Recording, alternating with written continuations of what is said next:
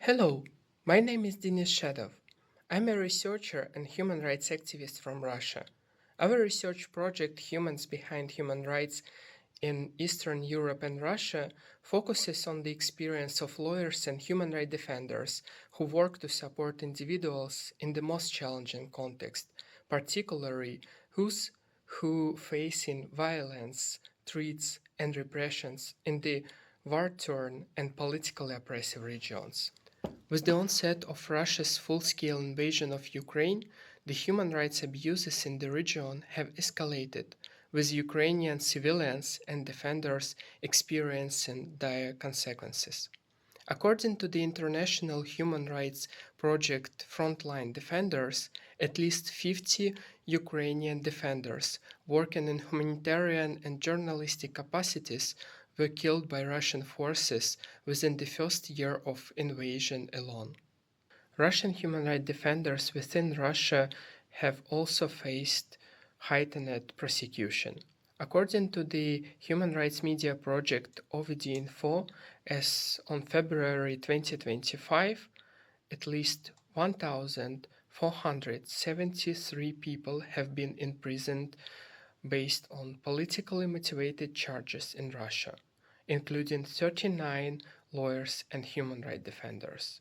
The situation in Belarus is similarly dire, where Vesna, the local human rights NGO, listed 1,234 people, including 20 human rights defenders and lawyers, as unjustly detained.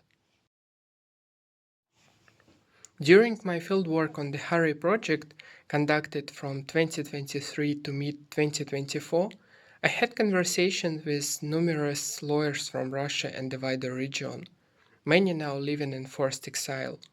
Their stories reflect the brutal consequences for those opposing authoritarianism.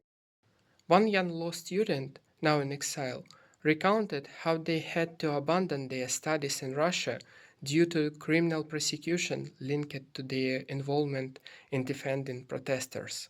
Accounts are a stark reminder of the ongoing threats faced by individuals who work in the region to uphold human rights and document abuses. In 2022, the Nobel Peace Prize was awarded to the Belarusian human rights defender Ales Belyatsky, the founder of Human Rights Center Vesna and now a political prisoner, to the Ukrainian Center for Civil Liberties, and to the Russian organization Memorial, in whose activities I am involved.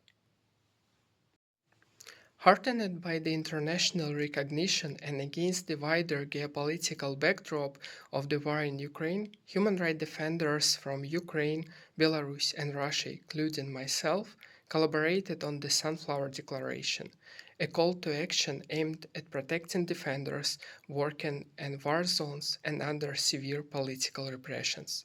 This declaration, developed in partnership with international human rights experts and presented at the 2023 Nobel Peace Conference, urges support from democratic government, international bodies, donors, and institutions worldwide, and highlights actions needed to address the dangers defenders face, especially in Ukraine, Russia, and Belarus.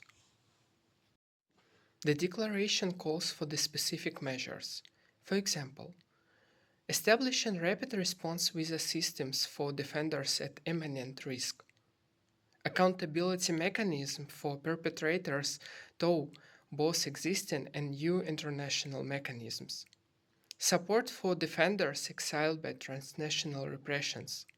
Stable, flexible funding to suspend defenders' work in hostile environments.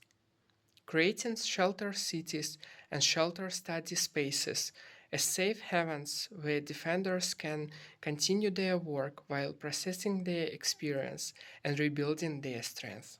Already endorsed by numerous Nobel laureates and human rights organizations, the Sunflower Declaration reminds us that peace cannot exist without human rights, and human rights cannot exist without those who defend, promote, and protect them. Through this work, we aim to honor the courage of those defending human rights in the face of war and repression, while reinforcing international solidarity in the pursuit of human dignity, justice, and peace.